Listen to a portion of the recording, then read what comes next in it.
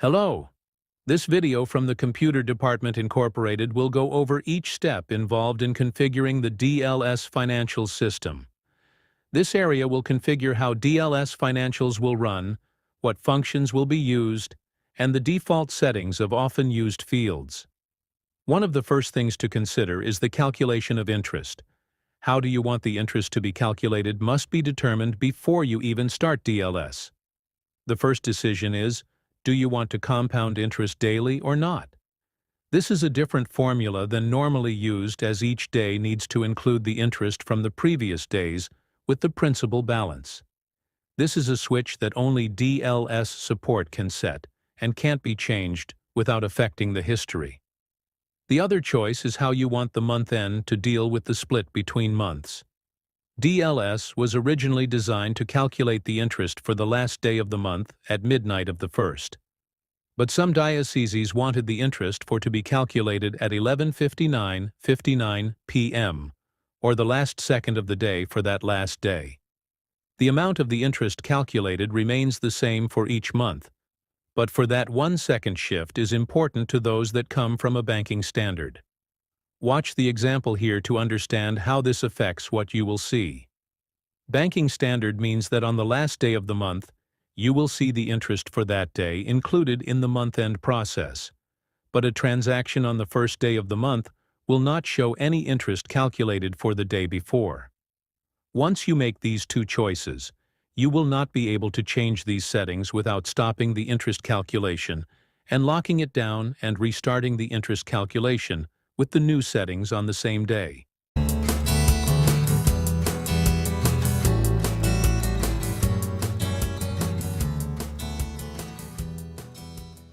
Now that these switches have been set within the program, you can go into DLS and go to the Maintenance tab, where you will find the DLS Financials configuration button in red. Depending on the version of DLS Financials and modules that you are using, some tabs may not be seen. If you feel that you need those features, please contact your representative from the Computer Department Inc. to find out how to get them.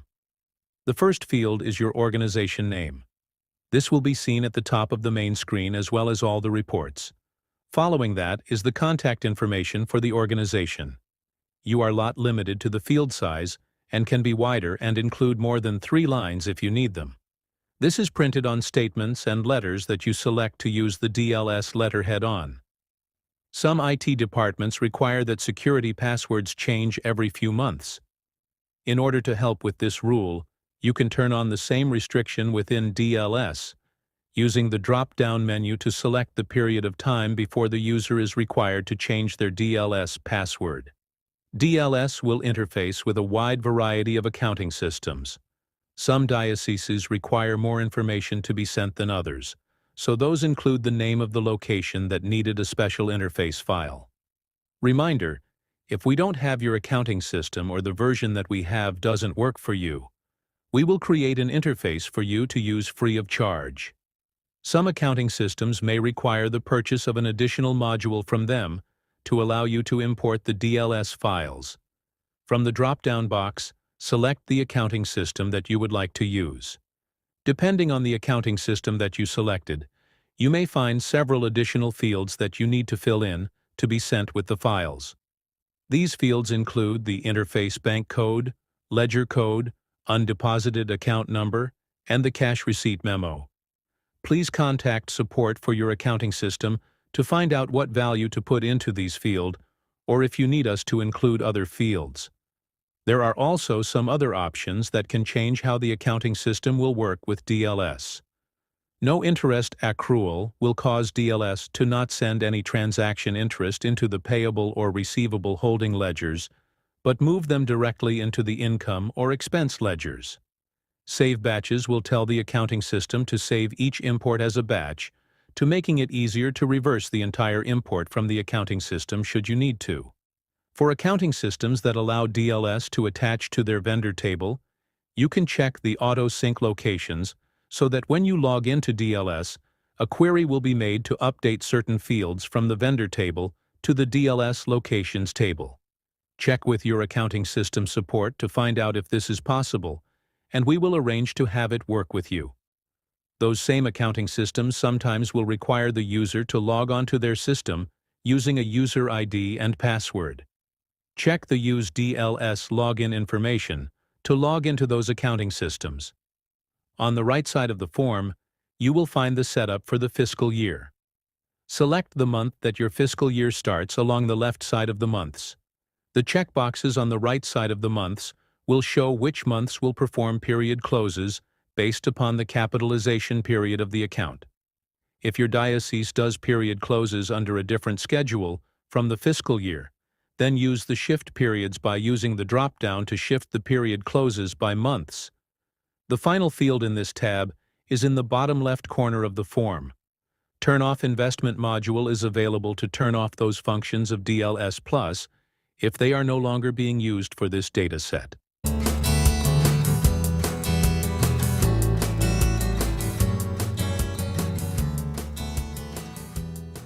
There are many different settings in DLS Financials to control how the system works and keep users from doing things that are not allowed by your policies. The only restriction for location data is if a location type should be required on each location. Location types are defined by the administrator and is used by reports and exports to select specific information to be used. By requiring the field to be completed, the user will not be able to save the record without first selecting a type from the list. The accounts can be looked up by entering the location number or the account number first.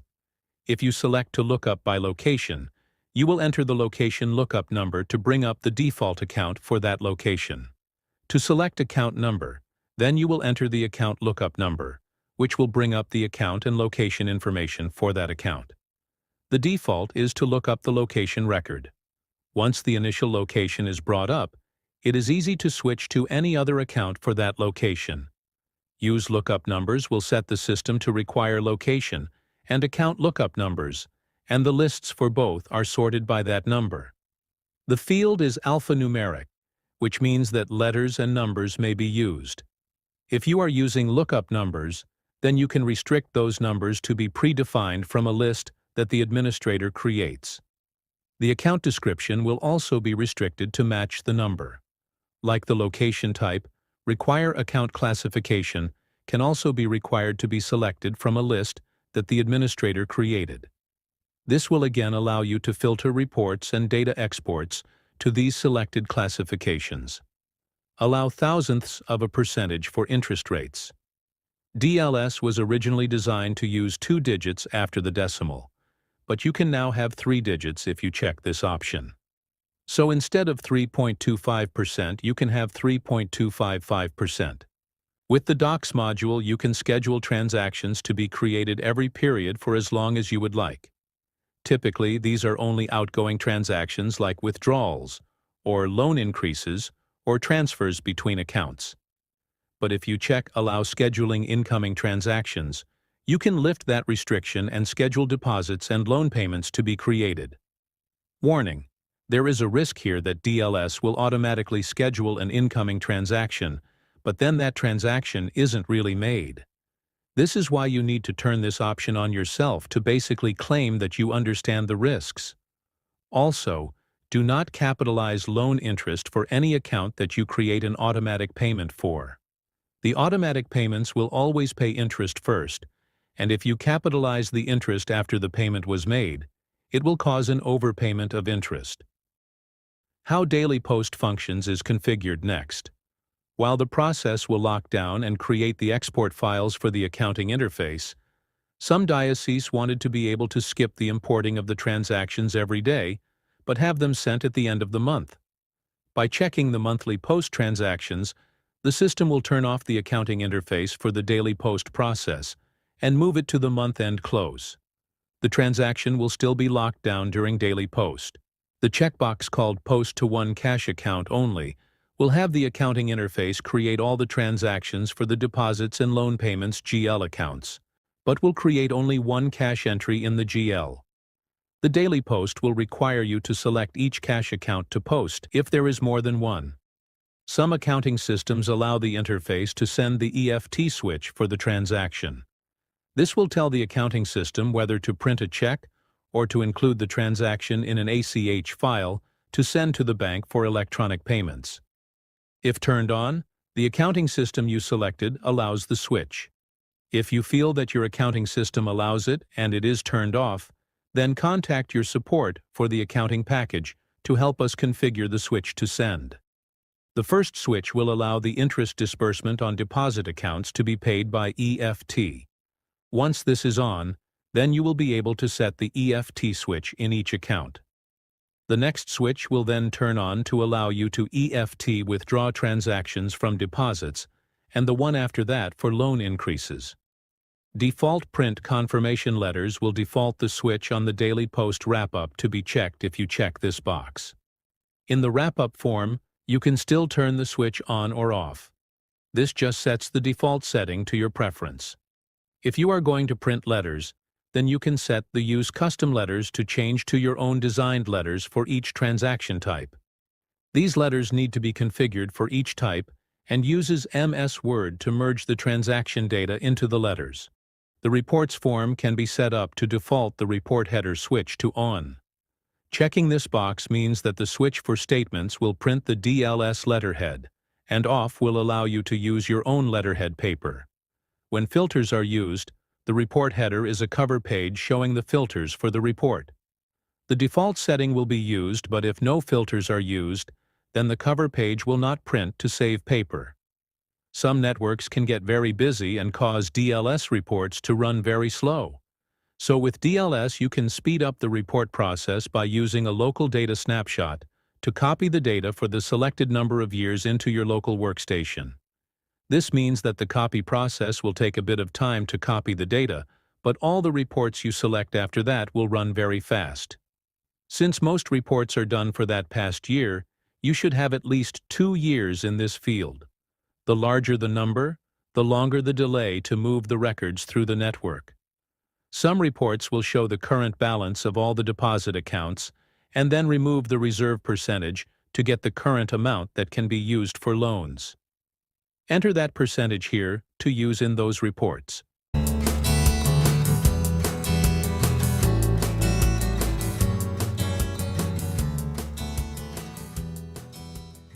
The next tab in the DLS Financial System setup is for Accounts. In here, we will configure the default settings for new accounts that you create in DLS Financials and set up the restrictions in how they work.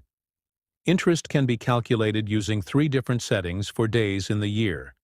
Some accounts may use 360 days in a year, which comes out to 30 days in each month. 365 days in a year means that every month will use the number of days in that month for calculating interest except for February on a leap year. It will ignore the 29th. But setting the days in the year to actual means that every interest calculation will be for the actual number of days in the current month and year. This is the default setting for any new account, but can be changed at that account creation to any of these settings.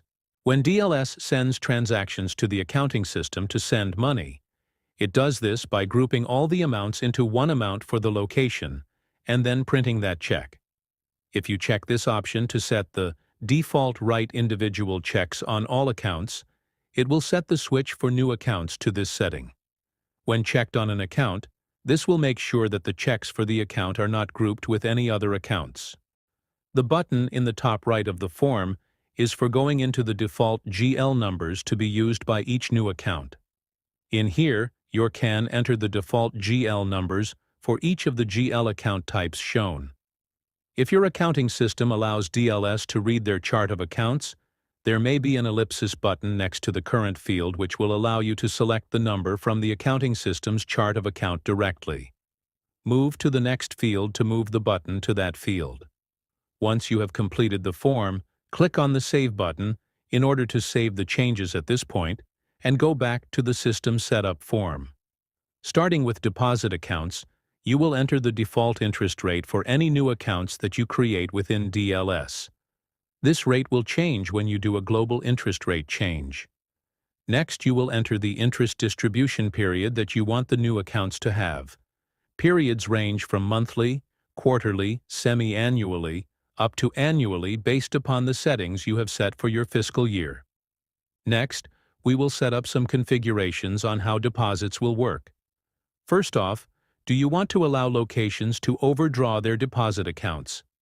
If they are allowed to overdraw their account, then DLS will start calculating a negative interest which they will need to pay back. If you check this option, then the user will be told that they can't withdraw more than the current principal balance. The next option allows you to provide variable rate interest accounts. These are accounts that have their rates based upon their average daily balance or ending balance at the end of a period. If you check this option, then default setting for any new deposit account will be set as a variable rate deposit account. Unless you plan on most of the accounts to be variable rate, do not check this option. During the account creation process, you can set this option for that account. This next option is only used by one diocese, but is available to use if you do the same thing. This unusual option is to use a deposit interest tier system, where you have a chart of interest rate tiers. Once you create the deposit account, DLS will assign it to the tier that the rate is in, and when you need to change rates, you can change the tier rate or change the tier that the account is in. You can place a restriction on a deposit account that will prevent anyone from withdrawing those funds. So if an account has a $10,000 restriction, then they can only withdraw any balance that is over that amount. By checking this option to allow auto-restriction deposits, you can set a restriction type of auto on an account, and from that point on, when a deposit is made on that account, the restriction amount will automatically be increased by the same amount. By default, interest is paid by a check at the end of the period. But there are two other defaults that you could have DLS assign new deposit accounts. The first one is to reinvest the interest back into itself, or you can select a different deposit account within the same location to reinvest the interest into. The other option is to pay the interest via EFT if your accounting system will allow it. Loans have two different default rates, based upon the two original loan interest calculation types of simple and amortized interest. All the loan interest calculation types use the simple interest default rate, while amortized interest type has its own default rate. If you plan to capitalize interest on simple interest or simple amortized loans, you need to select the period which you want DLS to do that process, and then to default any new account to actually capitalize the interest. Check the box below the period field to default new accounts to capitalize interest. As usual, you can change this default setting when you are entering a new loan account. Next, we will go through a series of options to configure how loans will be managed in DLS Financials. The first option is asking if you want to limit allowable credit or draw. Checking this option will turn on a field that you can assign a credit or draw limit on your loans, as well as an overall location credit limit. Credit limits are like a credit card in that the account limit only prevents the balance from going over that amount. But a draw limit only allows the loan to pay out that limit. When the location receives the entire limit, but then makes payments to bring down the balance, the loan with a credit limit can borrow more money as long as their balance doesn't go over the credit limit. But the loan with a draw limit can't borrow more because they had already drawn the total draw limit. The location limit will prevent a location from borrowing more than it is allowed no matter how many loans the location has. If all the loans total the location limit, then the user will be notified of the situation so that appropriate measures can be taken at that time. The second checkbox for the credit limit is the option to remove any capitalized interest from the principal balance when checking how much they have available to borrow from the account. When billing for interest on simple interest or simple amortized interest, the original design was to only allow you to print the bill at the end of the month. There is no record created, so there is no billing history. But you can now check the next box to have these two interest types create an invoice at the end of each period, so that you can print the invoices and keep the billing history. Simple interest loans allow the user entering the payment to pay principal and interest in any amount as long as it matches the total amount being paid. By checking this next box, the payment will default to pay the interest balance to zero for the date of the transaction, and if anything is left over, it will apply the rest to the principal. The user can still override this division of the funds after entering the total amount and the system defaults are updated on the form. Amortized loans have only 3 transactions that can be made on it: a standard payment monthly payment, a principal-only payment, and a standard payment with extra principal. By checking the Allow Interest-Only Payments on Amortized Loans checkbox, the location can make a smaller interest-only payment as well. Doing this transaction will defer the loan by 1 period, moving the payoff of the loan out by 1 period. There is no limit as to how many times a location can do this transaction type. Amortized loan schedules are created at the start of the loan and is locked.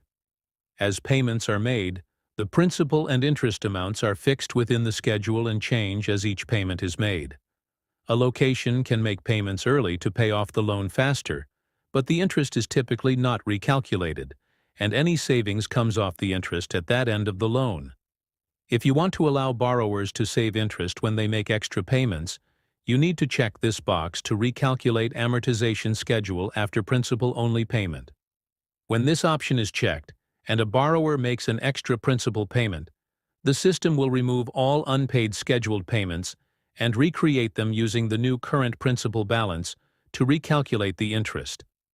This results in more savings for the borrower and promotes paying loans faster. If you don't want to have this happen system-wide for all amortized loans, you will have the option to bypass this setting for specific loans. The DLS Plus module allows for pooled investment portfolios to be created, and all the locations may invest funds into these in order to share in the profits and losses proportionately to what they have invested. Once every period, evaluation is made to disburse any profit or loss, fees, and dividends for the portfolio. By default, the system uses the shares at the end of the period, but by checking this next option to default to use prior period share balance, during valuation we'll have the beginning balance used for the current period rather than the ending balance. While the original investment process was to have DLS manage the per-share price of the portfolio and have locations purchase shares in order to keep track of the value. A new process that we call endowments uses only the cash value of their investments to track their portion. When valuations are made, the user only enters the current balance or the change in value to raise and lower each account holder's value. No shares are purchased. One diocese requested that account holders receive a small proportion of their value with each valuation if they wanted. This was called a spending policy, and checking this box will turn on the fields and processes to allow this action to happen. It is not allowed under the endowment setting.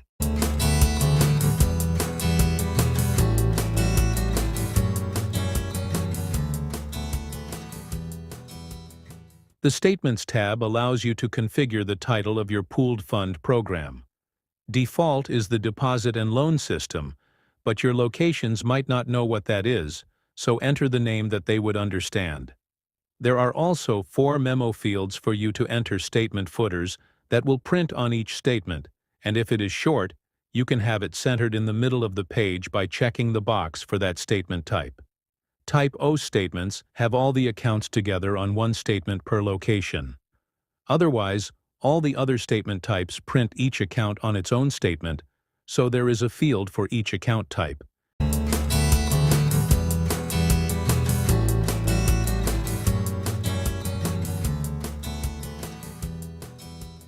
Configuring billing and other letters is done in the next tab. In the Loan Billing Report area, enter how you want checks paid to in the top field. This is printed on select billing statements along with any special instructions that you want to include with the billings. Deposit interest distribution letters are typically sent out at the end of a period or when you withdraw all funds from a deposit account. If you want to have a footer print at the bottom of the letter, enter the information in the footer field. The letter can be signed by a person that you put in the name field followed by their position title at the diocese. If you have a graphic file of their signature, you can enter it in the workstation setup, and it will print the signature on the letter with the information entered here. Finally, there is a footer that you can have printed at the bottom of the loan invoices. This is a good place to put who to contact if there are any issues with the invoices or announce future changes in the interest rate.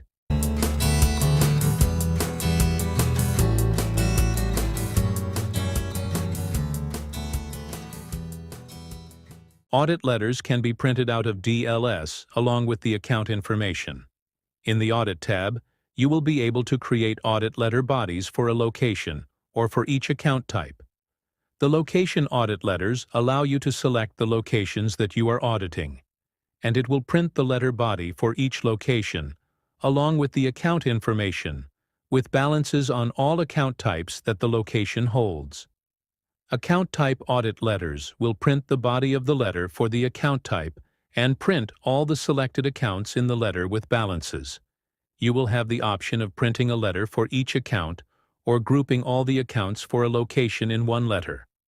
All letters will print the name of the auditing company that you enter into the auditor's name field. In the Signed By and Title fields, enter the name and office title of the person that is signing and sending these letters. Again, if you have the signature graphic file of this person that you want to print on the letters, add that path and file name to that graphic in Workstation Setup to have it print.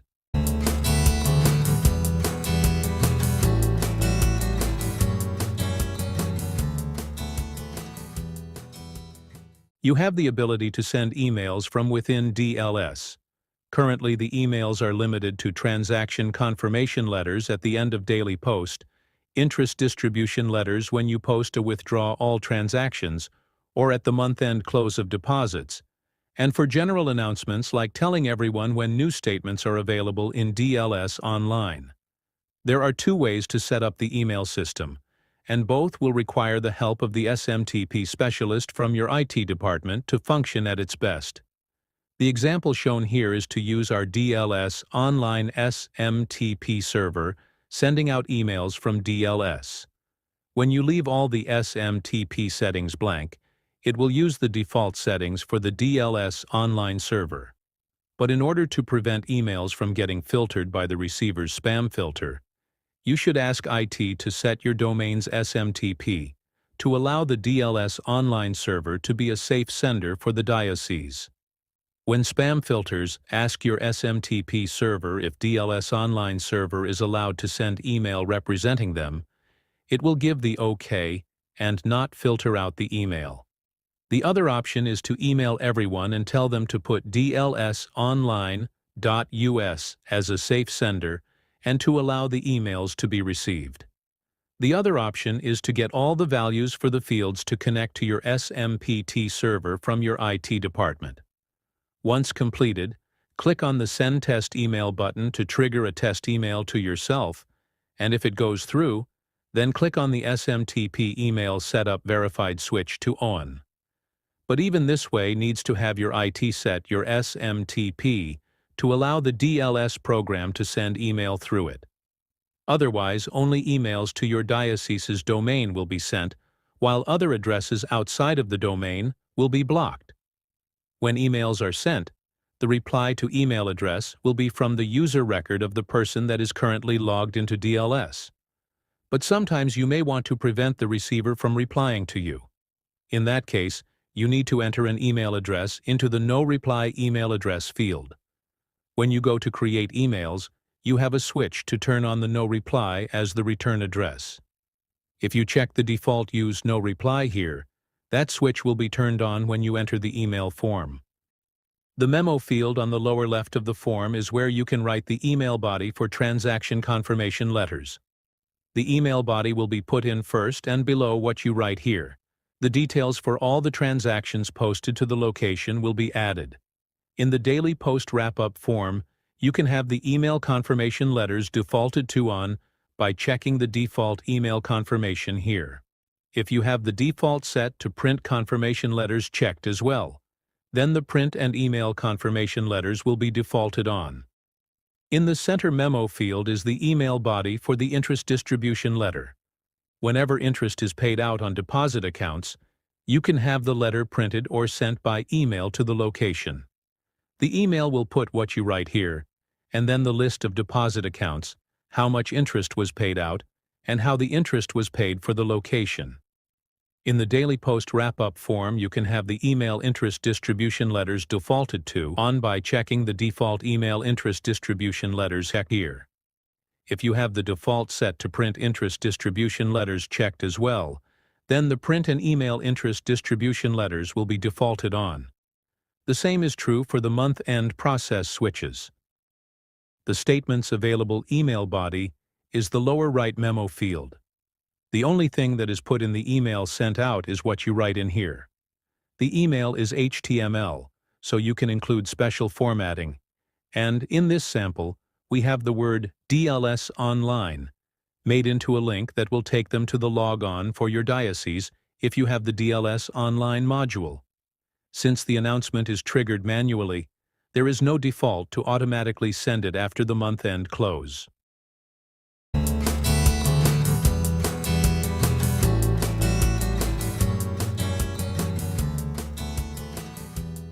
If your diocese has signed on to use DLSOnline, then you will see the tab for configuring your DLSOnline module. Most options configure how DLSOnline runs, but a few items change how your DLS program interacts with DLSOnline. The top field is called the website title. Just like with statements, your locations may know your pooled fund program as something different. So here you can enter the name of the program that they recognize as the program that they are participating in. It will be placed on the website as powered by DLS Financials. Just like how DLS has a message board on the logon screen, you have the ability to add a message to the DLSOnline logon screen. In this field, you can write anything that you need to convey to your users about upcoming events, activities, and products or features that you turn on. The field to the right of the message allows you to enter an expiration date so that when the message gets old, it will stop showing when the message end date has passed. If there is no date, the message will continue to show up on the logon form until you clear it out of the field. Next, there is an option to set an inactivity lockout period. This is not a session inactivity, but the time between logins for the users. You turn this option on, you will set the number of months of not logging in before the user's logon ID is locked down. Once locked down, you will need to unlock the ID before the user can log in again. This feature is to try and limit the likelihood of someone leaving the location and their ID being left active to log in years later. One of the nice things about DLSOnline is that users are able to see and print things rather than calling the dioceses to get hard copies of the data. But sometimes you may not want them to see certain things. When you started DLS, you were given the option to have use import in transaction history from your old database program. If you had us do that, then you can allow the locations to view those records are well, or hide them by checking the option to Hide Non-DLS History. When checked, DLSOnline will hide those transactions and only show the starting transaction and all the transactions entered into DLS. While accounts that you have marked as closed are still available in the database, you can check this option to hide closed accounts from the DLSOnline users. Closed accounts are not seen on the active account list, so this option turns off the link to take them to list of closed accounts. The option to block all amortization schedules will remove the link from the website to see or print all loan amortization schedules. If you don't want to block it from the entire site, you have the ability to block only certain accounts from seeing the schedules. With DLSOnline 12, the users have the ability to print the current billing statement or any of the invoices online. This will allow them to print the remittance form as well for sending in the payment. But if you don't want to allow this feature, then don't check the option to allow online bills. Just like when you print statements from DLS, you have a footer option. You can have a footer option print on the statements that the users print as well. Again, this is handy for noting who to contact if there is an issue with the information on the statement. If you have a temporary footer in the message box, then you can prevent it from printing by checking the Hide Internet Statement Footer option. DLS is designed to allow only certain users at the dioceses to upload the data file to DLSOnline. When that user changes any data within DLS and then exits the program, they will be giving information about when DLS was last updated and asking if they would like to upload the data at that time. If they click on Yes, it will upload the data, but if they click No, they will exit without uploading the data. The problem is, if everyone clicks No, the data online becomes stale, and users will stop using it. So the next option is to require the DLS data to never get too old online. Enter the number of days that can pass before the option to not upload is turned off, and someone is required to upload the data. We suggest that you enter a value of no higher than 7 days. This means that the DLS online data will always get updated at least once a week. The following options are only available for the DLS Online Plus module.